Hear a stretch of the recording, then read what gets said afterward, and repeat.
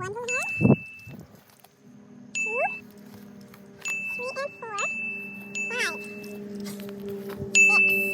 7, huge one, 8. This is Graphola frondosa, a choice edible multi-branched polypore.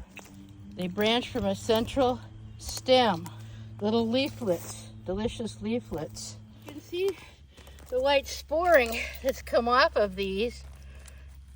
They're dried out. See the spore prints there?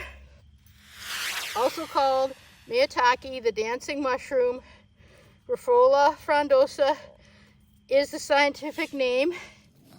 So the basket, get stuffed at the top, getting all the way to the top. Have one of these. Woohoo! Look at these gorgeous.